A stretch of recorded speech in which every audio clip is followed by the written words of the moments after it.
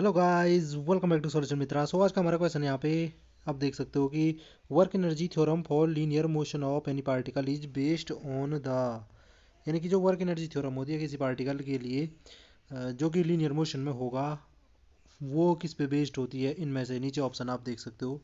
Option में है Newton first law of motion, Newton second law of motion, Newton third law of motion और law of conservation of linear momentum. तो देखते हैं भाई किस पे होगा ये।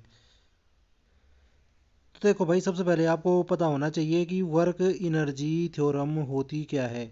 वर्क एनर्जी थ्योरम बेसिकली कहती है कि जो हमारी एनर्जी होती है उसे हम वर्क में चेंज कर सकते हैं और वर्क से हम एनर्जी जनरेट कर सकते हैं। यानी कि हमारा, अगर मैं स्टेटमेंट कहूँ कि जो वर्क होता है वो चेंज इन काइनेटिक एनर्जी के बराबर होता है। ठीक है जी, ये हमारी वर्क एनर्जी थ्योरम होती है। अब देखो यहाँ पे, जब कोई पार्टिकल लीनियर मोशन में होता है तो न्यूटन के सेकंड लॉ पे आते हैं हम। न्यूटन का सेकंड लॉ क्या है हमारा, कि जो एफ होता है वो एम ए के बराबर होता है। अगर आप स्टेटमेंट देखो न्यूटन के सेकंड लॉ का, तो वो कहता है कि चेंज इन मोमेंटम होता है किसी पार्टिकल का, वो उस पर लगाए गए फोर्स के प्रोपोर्शनल होता है।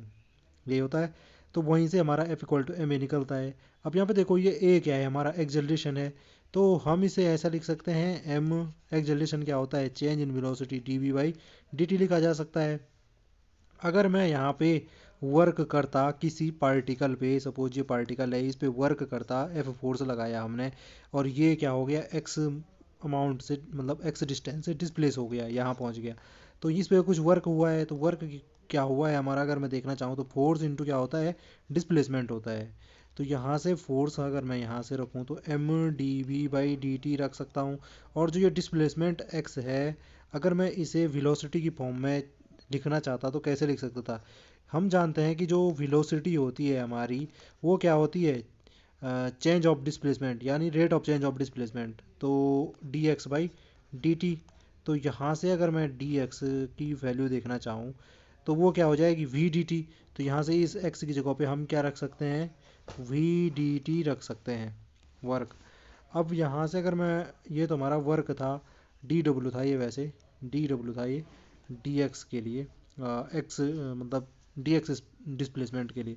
अब मैं अगर टोटल वर्क देखना चाहता हूँ, वर्क, तो वो क्या हो जाएगा, इसका इंटीग्रेशन ले लो कहाँ से कहाँ तक।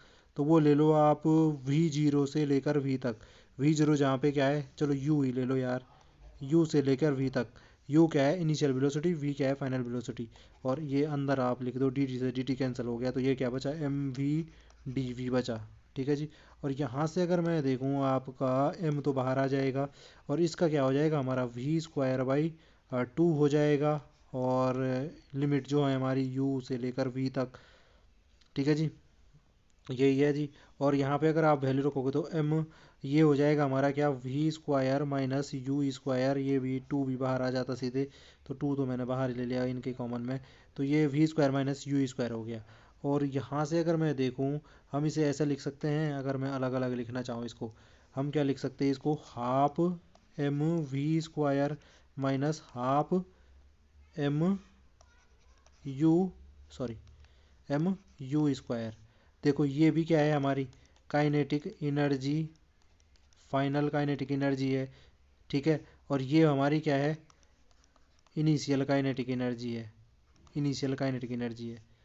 देखो यहाँ पे इनिशियल इसलिए हुई क्योंकि हमारी इनिशियल वेलोसिटी के लिए है, और यहाँ पे फाइनल हो गया फाइनल वेलोसिटी के लिए काइनेटिक एनर्जी। तो देखो हमारा जो वर्क था, यहाँ से देखो हमने जो वर्क था, तो वर्क किसके बराबर आ गया, चेंज इन काइनेटिक एनर्जी के बराबर। वर्क किसके बराबर आ गया, चेंज इन काइनेटिक एनर्जी के बराबर। और यही क्या होती है, हमारी वर्क एनर्जी थ्योरम होती है।